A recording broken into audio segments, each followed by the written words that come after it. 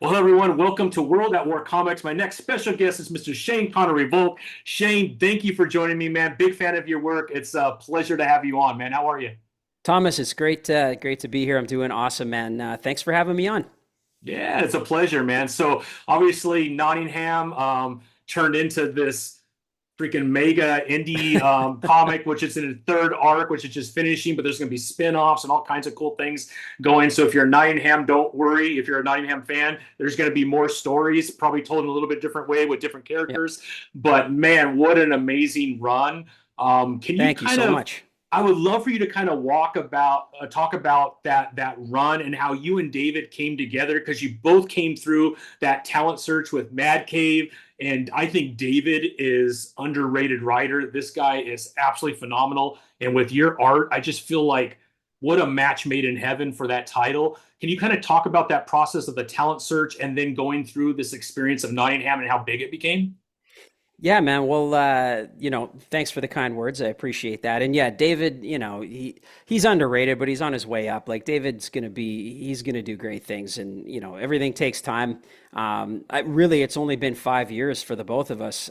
So to answer your question, yeah, we came through the Mad Cave talent search in 2019, and I won for art, he won for writing, and we just got paired up. So when Mad Cave I won, and then when Mad Cave reached out and they were kind of like, "Well, what do you feel like drawing?" Or is there? I just said, "I'll draw." You just gave me a job in comics, so I'll draw whatever you want. I don't care. And they said, "What about a noir?" I said, "Sure." And they said, "What about a medieval noir?" I said, "I don't know what that is, but yes, I'll draw it. That sounds good." No idea what um, you're talking about, but I'm in.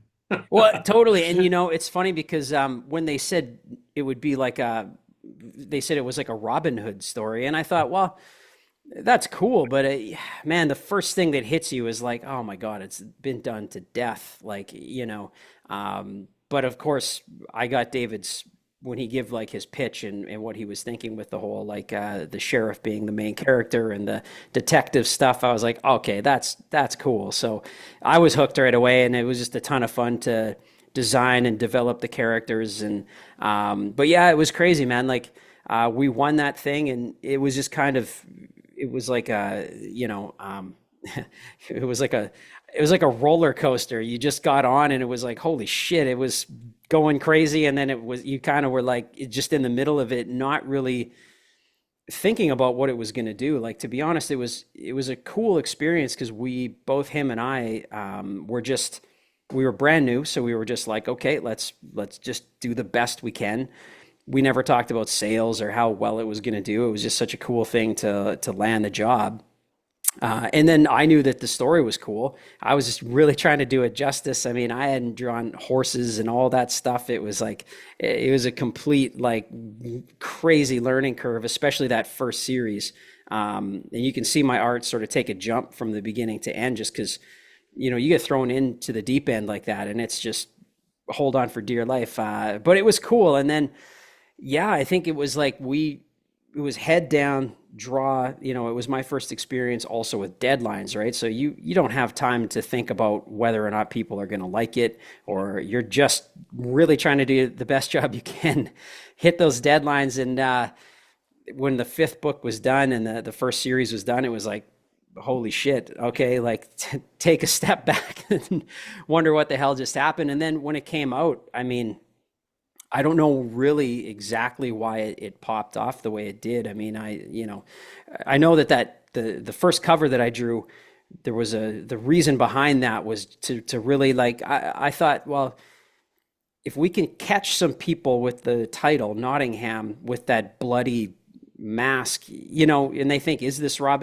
Like, I wanted to give people enough that they would at least pick it up and be like, what the hell is this? And so I feel like that was kind of at least part of why people got interested. But I mean, it was crazy, like the amount of reprints, and that was all brand new to me too. And Mad Cave was like, yeah, this isn't really normally how it goes. That's for sure. That's Yeah, for sure. so it was great, man. I mean, David and I both, and to this day, I mean, for my entire career, just you feel so fortunate people got into it. they embraced my art. Even when I look back to those first issues, I'm like, holy shit, I don't know why people were digging this so much. But I think people are always craving something different, right? And I mean, I've always had a bit of a different style, and it was just cool to have fans jump on board and get behind the art, get behind the story, and it was a wild ride, man. Oh, for sure. I mean that title. I mean, if you're in your third arc and it's ending and you have spin-offs from your Yeah, title, you know that you've done something that I think it's every creator's dream yeah, to be able to get to that point, and both David and you were able to do that. So congratulations. It's been a fun appreciate it. title. It's gory where it needs to be gory. It's backstabbing where it needs to be Yeah, backstabbing. The art is tremendous. thank you. The background is what I kind of wanted to talk about, because some of the background work that you had to do on some of these pages is so detailed. Like, is that something you enjoy, or is that something like, boy, you really get burnt out fast because of the detail?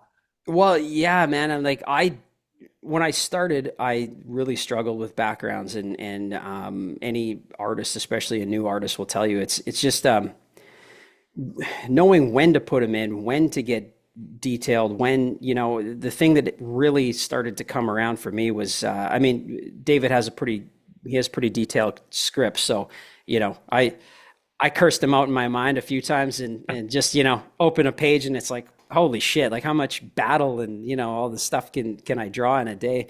Again, especially when you're under deadlines, you have to balance the detail, balance how much stuff you want to put in there with the amount of time you have. And honestly, it's a real gift, because I think naturally when I draw, I think most artists are like this. You especially when you're starting, you really want to do too much. Your natural inclination is to draw everything and hyper render everything. And I love artists like before we hopped on here, you and I were talking about Sean Murphy and Jason Sean Alexander back in the day. Like I was the biggest McFarlane fan, and but discovering people like Mignola and people that were a lot more minimal, I really started to gravitate to that drawing this series, because you Yeah. realize like the minimalism and being able to convey everything you need to say without having to draw everything it's huge, right? And I mean, it's a deadline oriented business. So yeah, man, to answer your question, I mean, it was kind of like, if he tells you to, if there's a cathedral in the script, well, you have to draw a cathedral. There's a lot of shit in there. So I did find that as it went on, I got better at, really hitting establishing shots, you want to give the reader like the chance to really immerse themselves into the world. And I realized that, you don't want to give people everything. You want them to use their own imaginations, right? So I try to give enough to let them really be absorbed in the world and start to like, draw them into the world, so that any of the talking head scenes or any of the times that it's action and you realize like you don't need a castle in the background if they're hacking each other with swords, because you want them to focus on the action, right? So Yeah. yeah, man, I mean, naturally I think I would be inclined to probably overdo it on every page and really want to get in, because it's fun, right? Once you get your perspective and everything in there, now you're just you start to noodle around and do the McFarlane thing. But yeah, so I think I really, and still even on Prairie Gods, you're always as an artist trying to strike the balance between Yeah. like putting too much in every page, not enough in a page, but it all really, it comes down to storytelling, and Yeah. really comes down to like, can I immerse people in this book while hitting my deadlines, while also like not, you don't want them to feel ripped off by having it so simple that they kind of Yeah. feel like, well, give me something. It's a constant balance. Yeah, it's a constant balance. But I appreciate that, because the backgrounds, I think they're weirdly, people love seeing Superman. They love watching They love a great like Batman pinup. But the hardest thing to draw is that building behind him, right? Exactly. I was going to ask you, if you never draw a horse again in your life, would you be okay with it? But then when I read issue two, we don't want to give anything away. Oh, There's you a give it, horse it's in issue fine. two. There's a Yeah. horse in issue two, right? So you must have not have got your cup isn't full of horses yet, I guess I could say. Well, as much as people complain about horses, they're just, I think what it is you spend so much time doing like figure work. You're trying to figure out how to draw a human. First, most people and guys especially, I think you just as a kid, I'm drawing Batman every day, right? And Superman, and then you start to get better at that, and then you're like, I got to learn to draw women at some point, and that's a whole other ball game because you're like, you can easily make a woman just look terrible on a comic page. So I think then for most artists, they've been doing that for years, and then you throw an animal in there like a horse, and it's so dynamic the way they move. And again, you can make them look so wrong so easily.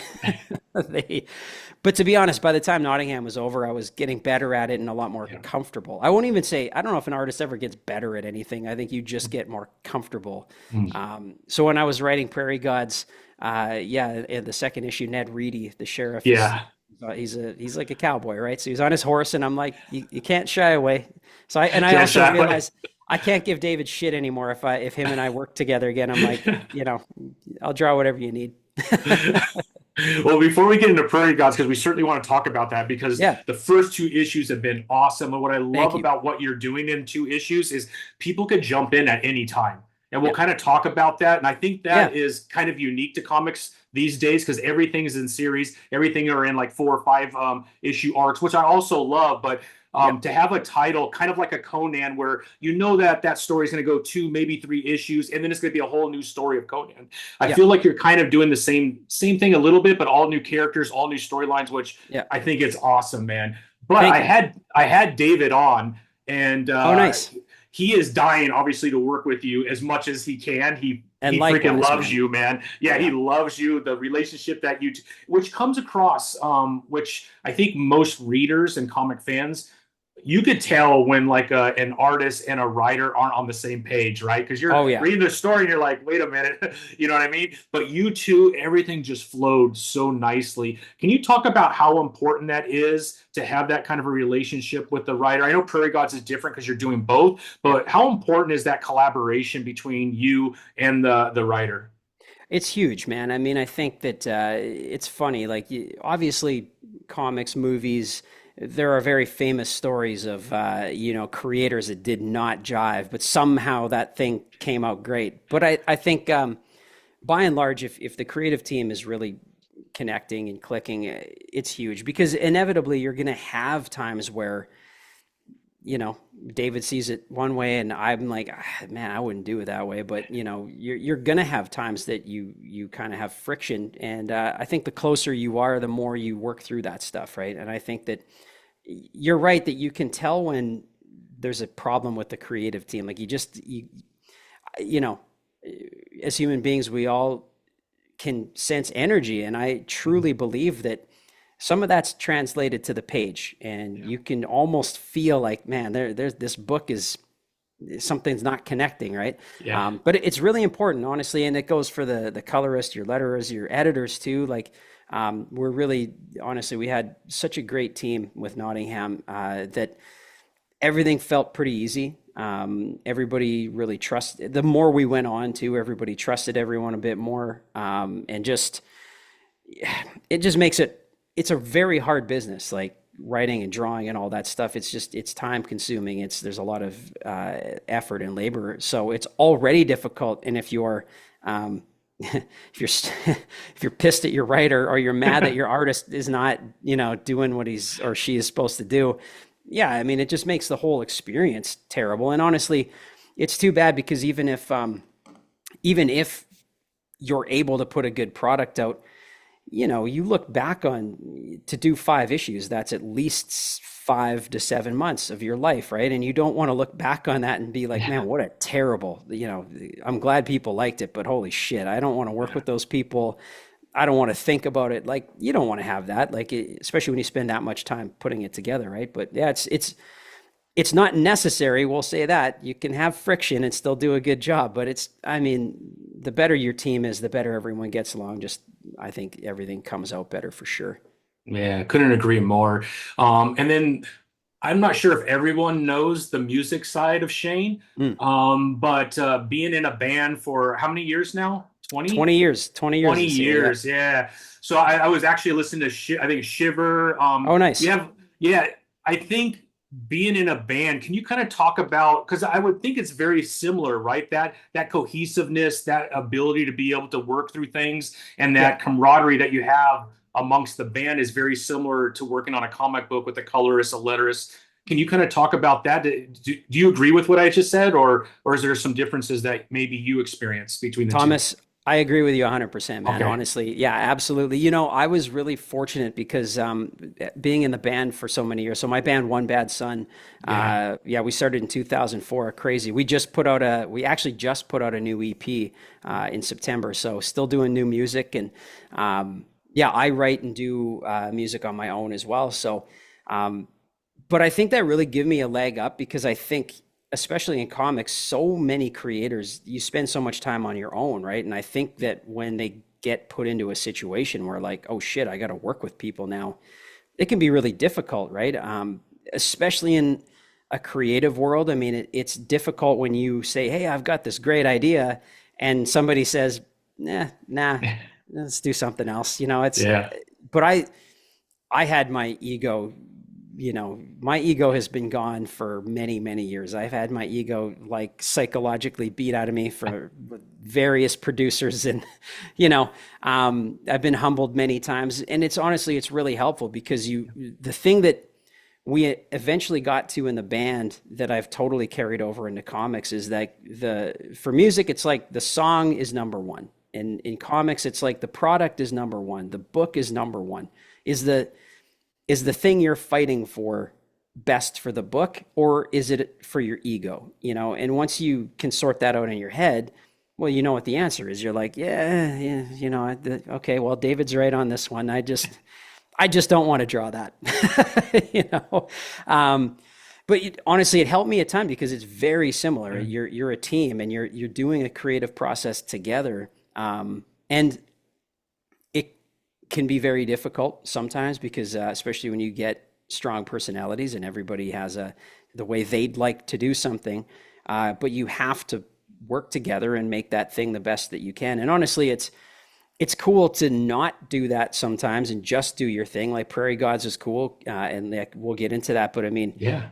it's kind of a neat sort of like, okay, let's see how we do if I do this all on my own, and I get to kind of just do my ideas and not have to fight with anybody. But I always miss the band, and I always like right now. I mean, doing Prairie Gods and stuff. There's times where I wish I could just text David and be like, well, what do you think of this? So it's cool to work both ways. But yeah, the band in that dynamic totally helped my comics career, because jumping into it, I was already, like I said before, I just felt like I was ahead of the game. I'm like, well, I've worked in a creative team for a lot of years, so comics and music work very similarly, and then you spend months and months beating your head against the wall trying to come up with shit, and then you do it, and then you finally put it out, and what people think of it is that's their thing. Yeah. So Exactly. Yeah. Yeah. yeah, You're at least were able to release, right, that artistic element that you've been holding on to, which I think is amazing. I think we all I have love that it. within us. Yeah, And we just have different avenues and paths in which it comes out. And I love that, man. I think that's I love awesome. it too. Yeah, I love Yeah. it, man. Honestly, I know that for a lot of creators, they get, well, people in general, there's a lot of fear around putting that thing out to the world because, honestly, like the band's done really well. Obviously, my comics career is going well, and I feel very thankful for that. But, I've put stuff out in the past that bombed and people didn't connect with it, right? And again, you and I were talking about this before, about how like you don't want to shit on people's work, or it doesn't feel good if somebody doesn't like your stuff, but that's part of the game.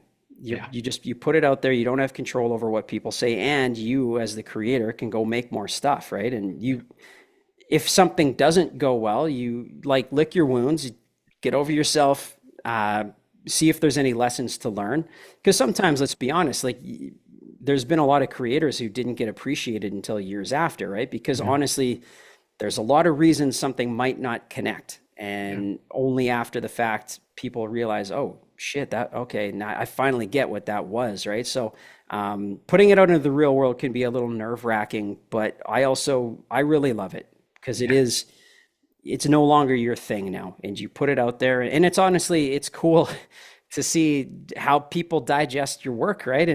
And the kind of we'll get more into this when we talk about Prairie Gods, but just the Yeah. kind of like well, I had this was the idea when I was writing it, but now somebody took it a completely different way, and it was always like that with the band. You'd write lyrics, and people get something completely different out of it than you intended. But that's cool. It's Yeah. theirs now, right? So I yeah, think when you're listening to it, right, and even when you're reading Prairie Gods or any other kind of a title, Nottingham, I think as you're reading it, you're trying to relate. So you're yeah, taking your own experiences and trying to apply it. And to your point, maybe you were trying to say this, but the way I read it was this because I'm adding my experience to it, or maybe I'm exactly. relating to something in my past, which that's why I love all these stories, especially independence, because there's so much diversity in the way that these stories are being told that there's a lot of things I can relate to. And Yeah, it's awesome, man.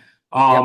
Now, being a writer, a songwriter, having the band, how has that helped you on the writing side of it? Because now we have Prairie Gods where you're doing both art Yep. and the writing of the stories. Can you kind of walk a little bit through that on how that's helped you become a better comic book writer? And then I would love to know, because you're doing one story per issue, like how many of these stories have you been sitting on, and when did that process start?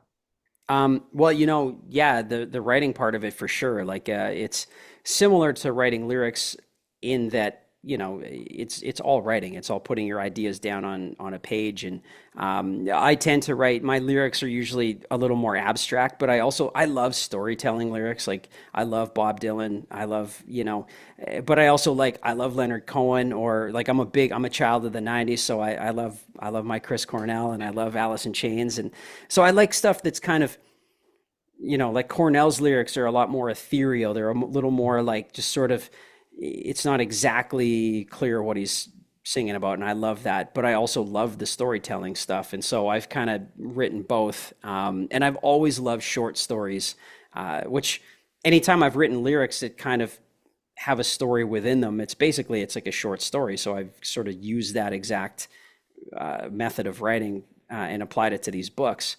And it's cool because a comic book, like a song, it's very short, and you're trying to express a lot with a little, and especially the way Prairie Gods is. Like I love the one and done. I love one and done books. I love Yeah. the challenge of trying to get an entire story into these are 24-page books.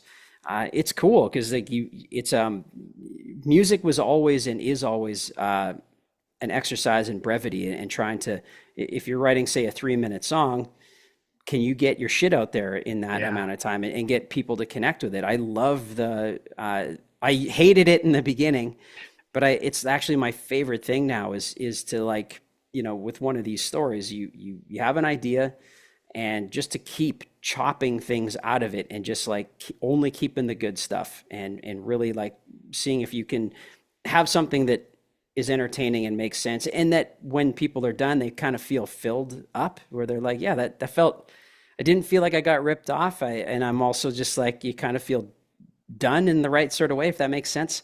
Yeah. Satisfying, right? Like you kind of want people to feel satisfied. um, yeah. So it's honestly, the writing music is 100% helped Yeah. writing comics for sure. And then as And far as you had a part this, B to your I question. did, yeah. So let's jump right into Prairie Gods. First, maybe we back up a little. Give us your elevator pitch to the fans of what they could expect from Prairie Gods. Because when I jumped into it, and when issue 2 came, like everything started clicking for me, and I realized, okay, I kind of get what Shane is doing here, but I would Yeah. love your perspective of what you're trying to do to the fans, and then let's dive into the first 2 issues. Sure, man. Well, the elevator pitch that Mad Cave and I came up with was Twilight Zone meets Sin City. It meets kind of Hellboy. It was the best Yeah, I could sort of, because it's not exactly horror, in that, like, there's not like crazy like body horror, and it's not super graphic or anything like that. It's more Twilight Zone-ish in that it's like this weird shit is happening, right? And For I love sure. and I love the idea of B movies. Like not even the idea of, I love B movies. I love them. Like Army of Darkness is like my favorite. One of Oh my hell top. yeah. Yeah, one of my Yeah. top. Oh, dude, one of my top three movies of all time is Highlander, like the original Highlander. Yeah. I love that Yeah. stuff. You know. Me too. Me too. Those are Yeah. awesome. Yeah. So I love, and I also like, I grew up watching like Star Trek, the original series. Like I love that kind of serialized, like one and done deal. And I know that like comics are so like they're so everybody's trying to have the next like Saga or Walking Dead or and of course that'd be great to have something that hits and you're 60 issues later, you're sticking money in the bank. But I there's a lot of people in my world that aren't into comics, and people even that are into comics. You walk into the shop on a Wednesday and it's like, holy shit, you already have 20 books in your pull. Yeah. Well, how do you get somebody into something new? And I also love the idea that it was like, look, even if you missed the first two issues, like here's issue 3. Like you don't have to pick up the other two, and you don't need to read 3 years worth of books to catch up. And I also like giving people easy entry points, not just into the series, but into comics in general, right? Like that was kind of the deal, was a way to get people interested and get an easy entry point into comics in general. So yeah, that was the elevator pitch, was like Twilight Zone meets Sin City. Twilight Zone being the kind of supernatural, there's like ghost stories. There's, Freddy Davis literally races the devil in issue 1. Yeah. So, Which was but so then fun, man. but then I've got like, the book 3, which I'm doing the color for right now, is kind of an Yeah. alien sort of thing going on. I have some No time Man's Land, travel. right? I think it's called Yes. No Man's Land, right? Yep. Yeah. Yeah, Perfect. Yeah. exactly. Yeah. And then the Sin City part of it is just that I love that in Sin City you have all this, it takes place kind of in one world, right? But you have all these characters, and sometimes they're in each other's story, and I love that they'll interact, but not always be essential to that story. They can just show up, and I love that. I love just sort of, so Prairie Gods all takes place in Broadacres, which is a fictionalized version of the little ghost town that I grew up by.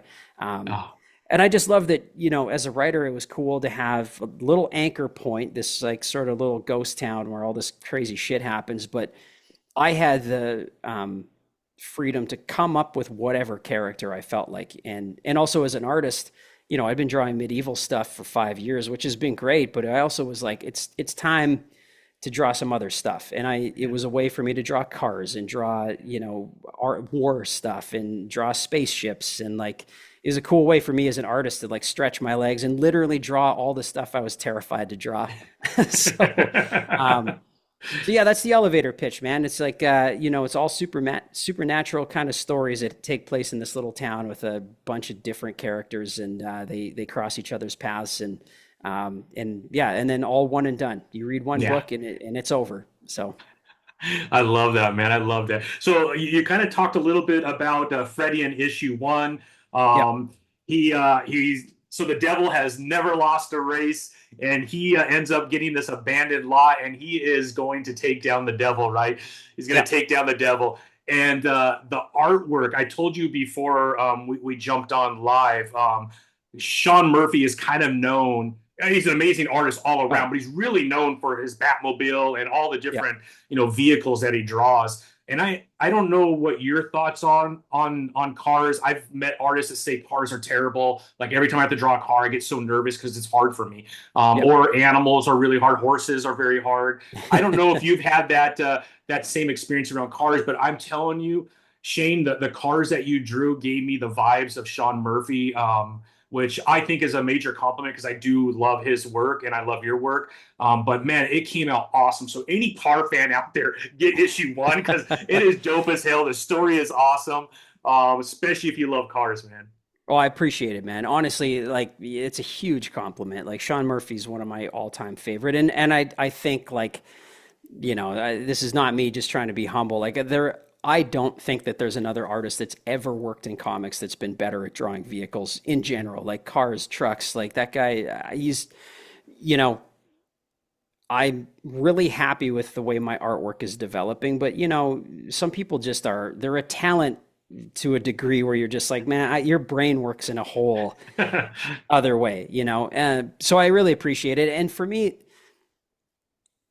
for any artist, really, like the thing that's difficult about cars, just like horses or anything, it's like it's just a new skill now you have to try to wrap your brain around, right? And cars, they're I think that they're tricky because to draw a car in general feels weirdly daunting because of just there's so much shit on a car. You try to get the headlights and everything to look right, and but the once you could actually just draw a car, that's great. But to make it look dynamic is just a whole other skill set. And part of the reason I structured Race the Devil the way I did, literally, I said to myself, like, can you do a book where it is literally like 10 pages of just a car race and make it interesting, And I didn't know if I could. And I've got pretty good feedback on it. A few people were like, there's a lot of car racing. But I mean, that's the cool thing with comics. You can challenge yourself to do that stuff, right? And it was a cool exercise to take something like when if Superman's flying or Batman's fighting or Wonder Woman, like there's the human body, there's so many ways you can twist it and get like crazy dynamic action, especially in fight scenes.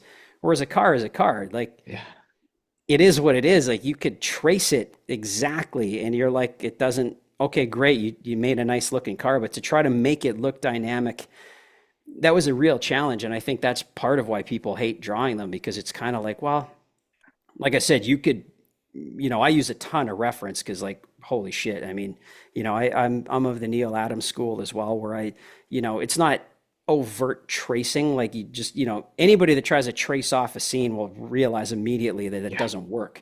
But like if there's, parts that you just want to get right, but like trying to make that dynamic and trying to make it feel like there's speed happening, it's very difficult, right? And it's more than just throwing speed lines in there. But it was a real challenge. And I did realize, probably 3 pages into that race where I'm like, I can see why people shy away from this, because I'm like, we got to try to make this.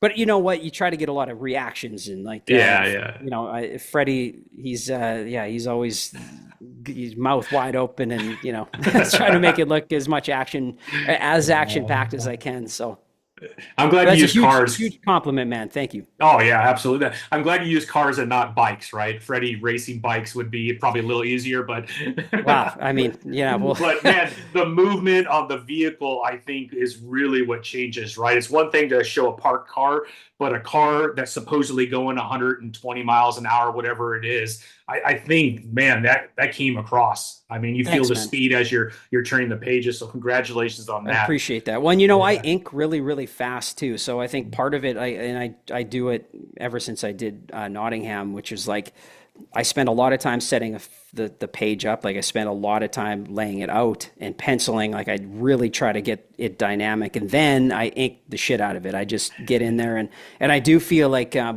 that energy can sort of translate to the page. I mean, Bill Sienkiewicz is one of my absolute favorite artists, and you feel this frenetic energy in his ink, right? And even if you sometimes don't even know what the hell you're looking at, you feel energy from it. So I think that it also can help for sure. Yeah. No, absolutely. It certainly comes across, Shane. So you should be very proud of that first Thank issue. you so much. Thank you. Yeah. And then we jump into issue 2, right? And you have this sheriff that is looking Ned Reade. Ned Reade out there. Yeah.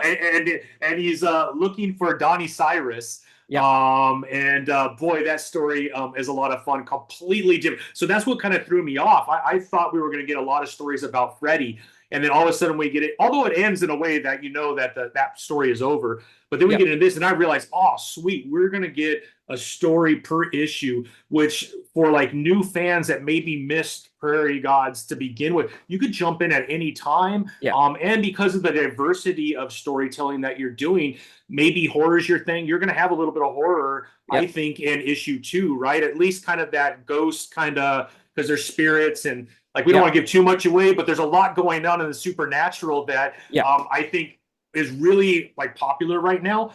If you look at the horror genre, it's kind Oh, of totally. leading comics right now. But man, I love that you could go in, you're going to get something brand new every single time, but still have your art behind it. Yeah. Well, I appreciate it, man. I mean, that again, for me, it was super fun to, you know, to get into something different with every issue, right? And a new challenge. And also just like as a writer, it was fun to, you know, just sort of disappear into a world for an issue. And then the next issue, you're off somewhere completely different. And a lot of this series is a love letter to my dad who passed away in 2019. So I'm his name was sorry. Fred. Thanks, man. I appreciate it. Yeah. But his name was Fred. So Freddy Davis is like a kind of a spiritual version of my dad. But I share a lot of things in common with my dad, which is like the love of ghost stories. And again, not specifically horror, because I think sometimes, even though obviously I'm the artist on Nottingham, I'm not afraid to draw like a Yeah, dismembered corpse. Like, you know, I've that done it is for many sure. times. That is for sure.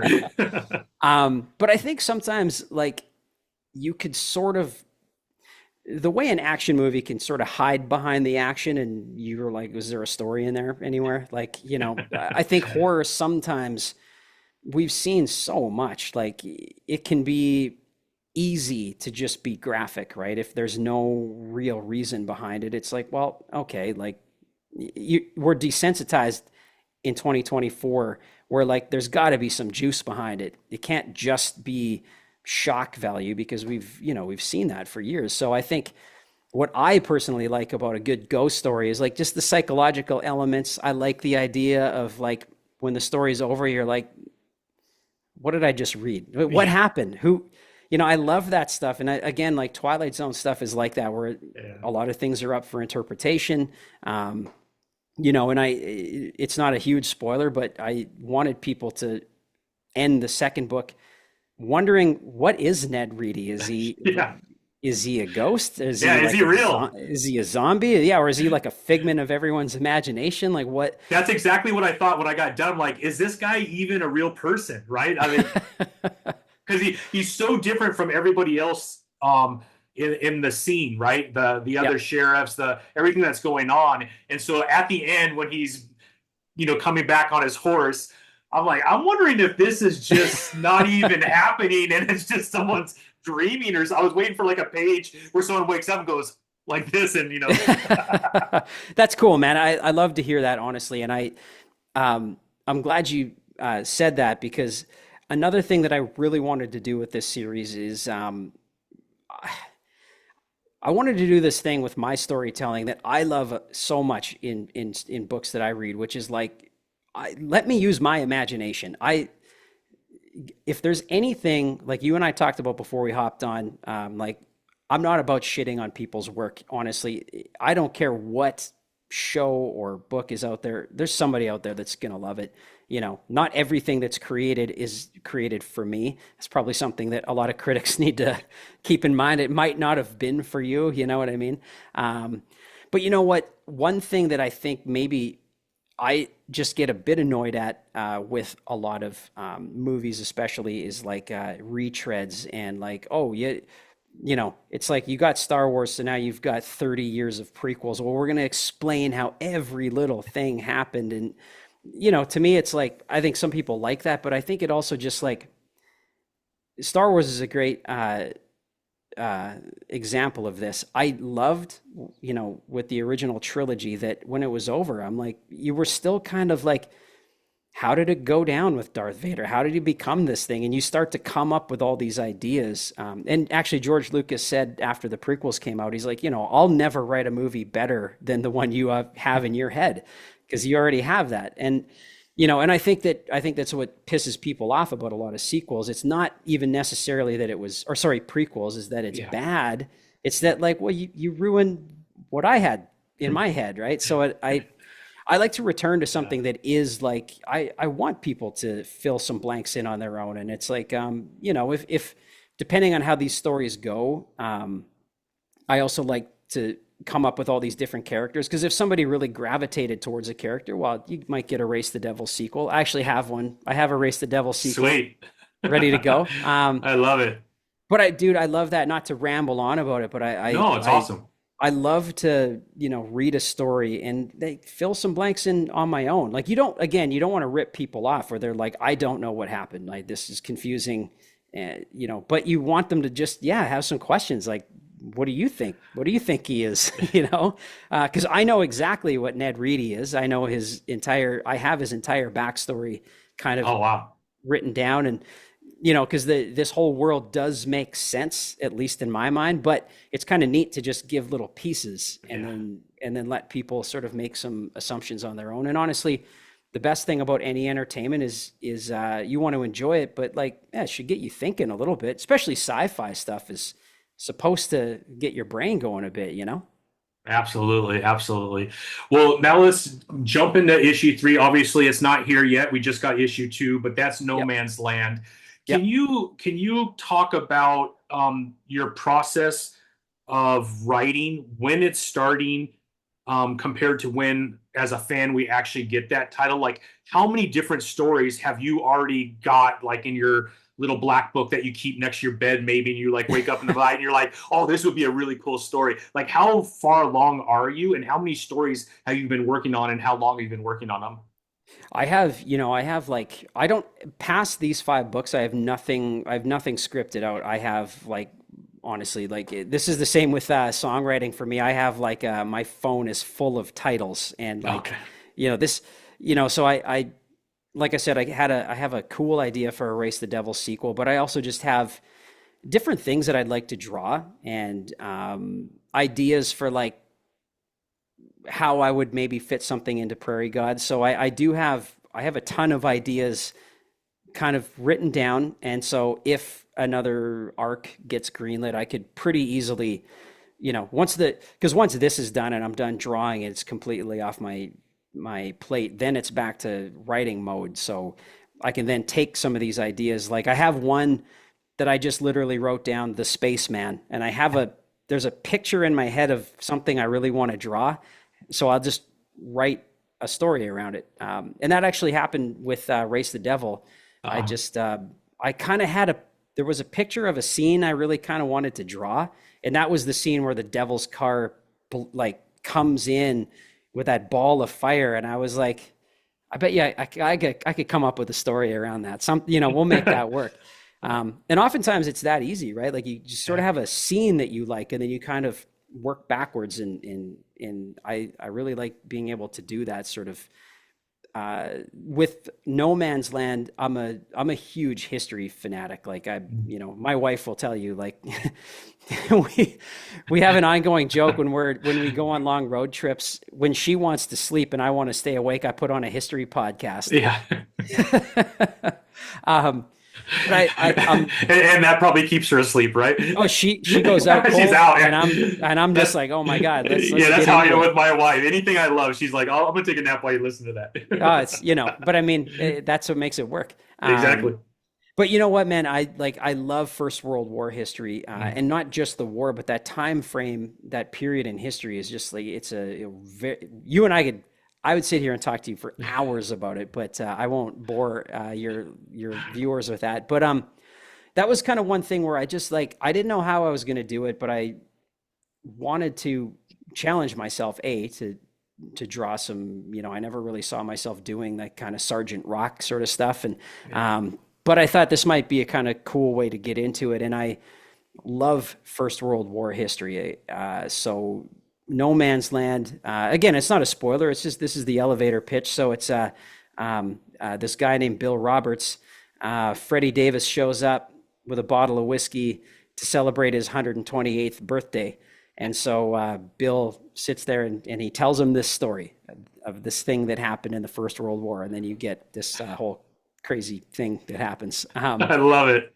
Yeah, man. So it was that one's kind of this. There's a little bit of an alien kind of encounter in there, and which was another one that I wanted to do, kind of this First World War story because I love that history so much. But I also somehow I was like a spaceship landing in the middle of a battlefield just seemed like a cool thought. It's For kind of like sure, how man. I'm not comparing myself to James Cameron, but when he came up Yeah. with Terminator, that he just kind of he said he dreamt the Terminator. And it was sort of like there was no story, just the Yeah, idea of this like metal skeleton coming out of a fire was like, oh, I could probably come up with something. that's And at awesome, least man. get to shoot that scene, right? So, Yeah. and I will say this, the other thing about Prairie Gods that I had in my mind was, you know, we're at a stage right now with comics and movies where like you can make a movie out of anything, right? There was a long time where comic books were, if you wanted to see crazy special effects, people flying, spaceships, like you had to go to comics for it because you can draw anything in comics. But now movies have caught up, right? Like there's nothing you can't do. There's nothing Marvel can't do that I can't draw. So I also, with Prairie Gods, I kind of purposely took on the B movie trope in that, like, I wanted to challenge myself to not, I didn't want to draw anything that couldn't be made as a low budget movie. Mm. So I was like, you know, because honestly, even like Race the Devil, like I thought about when I was doing some character design, I'm like, should the devil kind of have a Ghost Rider vibe? Should he be fire? But I was like, no, if they made this in the 70s and they had a shitty budget, I'm like, you'd get a guy and put a helmet on him and call him the devil and be like, good enough, you know? But because I like that. And I also, selfishly, if this ever got turned into a TV show, I'm like, I could tell you how to do this on a very small budget. So, Yeah. So you got the pitch, you already got the budget built out, man. We're ready. exactly. Yeah, exactly. But I love the challenge of doing that. And again, it's sort of anti what comics typically is because you literally, anything you think of, you can draw. But I kind of like the idea of what if we go the other way where it's like you have to sort of contain it, and even the crazy sort of like in Heaven's Trail, there's like two kind of supernatural moments, but to make that feel kind of like an Evil Dead moment, you know, as opposed to, Yeah. you know, a Marvel, like everything's CGI and it's insane. It was just sort of like make it scary but kind of small, you know. Yeah. Yeah, and honestly, man, cool to see if people dig it, and it's getting, the reviews are pretty good so far, so I'm glad I'm not the only one that likes these weird little one and done stories, you know. No, I think there's so much room for more of these one and done stories. You look at what W. Maxwell Prince has done with Ice Yeah, Cream Man. You're doing the same thing, completely different way. And then obviously in your own way, he has a like. I had him on too, and I'm like, what kind of person thinks the way that you think on some of these stories, man? yeah, Because some of them are so far out there, but man, I love that, Shane, that we could go into a title and we're getting something fresh and something new every single time. So, congrats, man. I think this is going to be a lot appreciate of it. fun for a lot of fans because I think fans want that as well.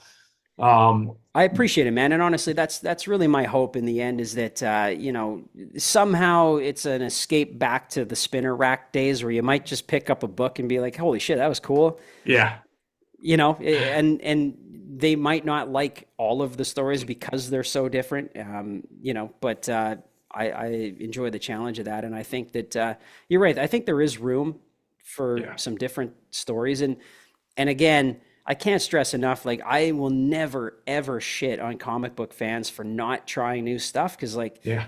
you know, I've brought a lot of people from music into comic stores, and they're like, "Oh my God, I didn't realize like there's this many books." I went in with a friend one time, and he's like, "Are these all like? Is this the back issues you're talking about?" I'm like, "No, that's this week's comics. Like that's that It's whole overwhelming, wall." man.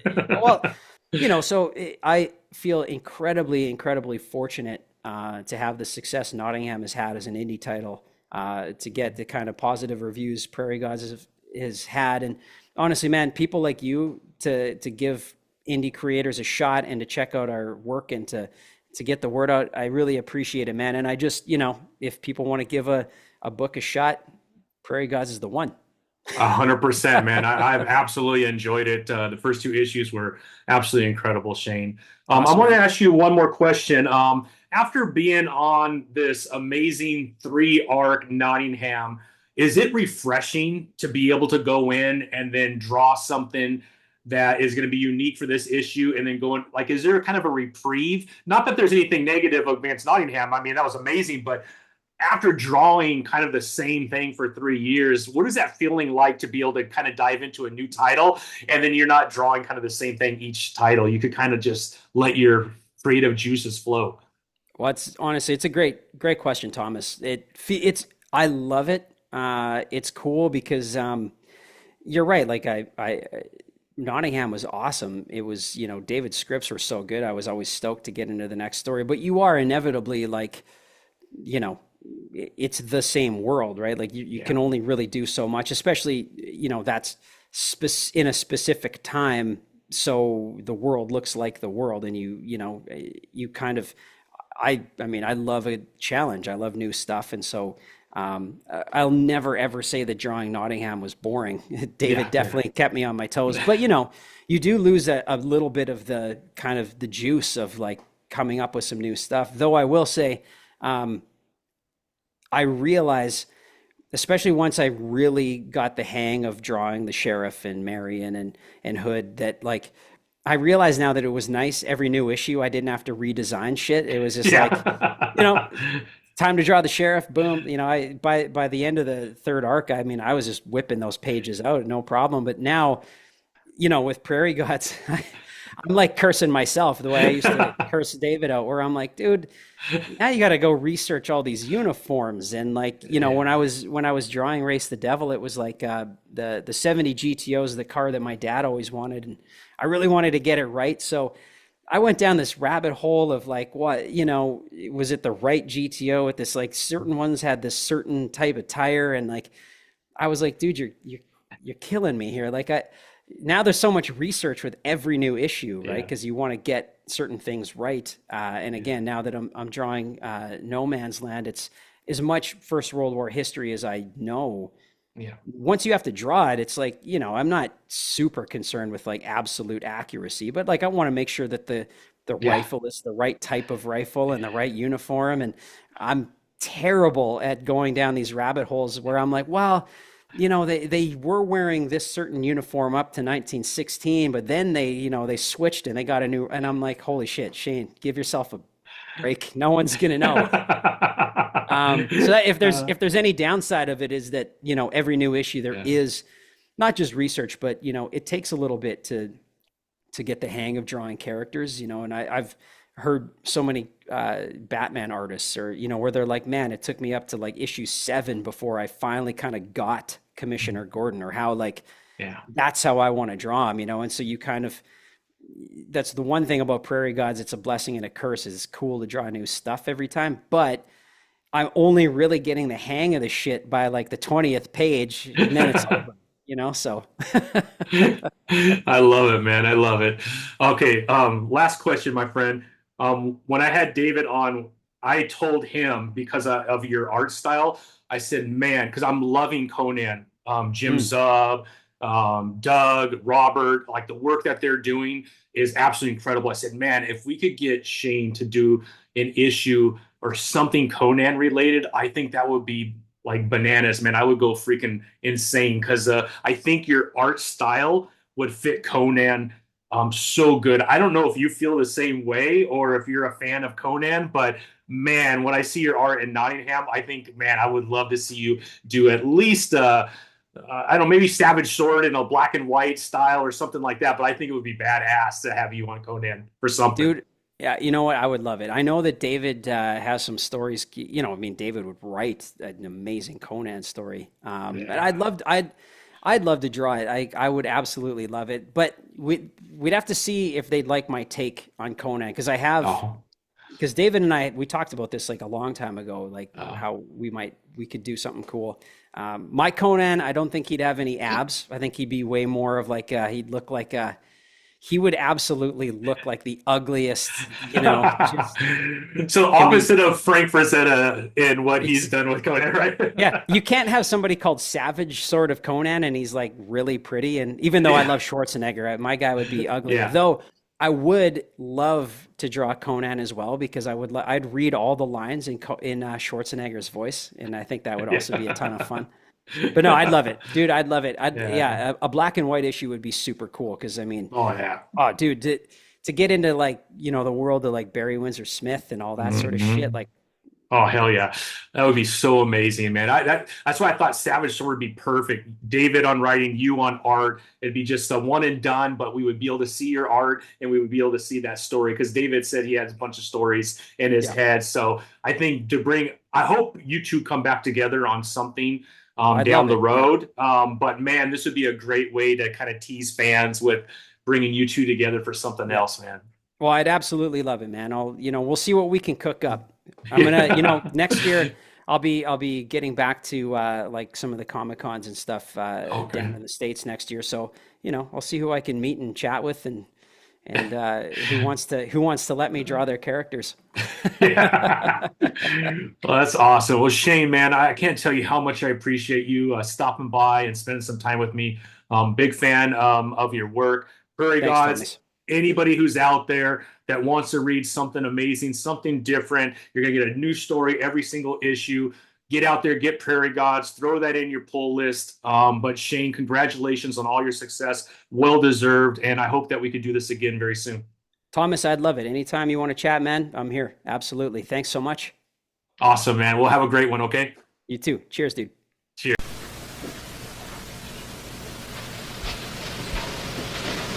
You're still here? It's over. Go home. Go.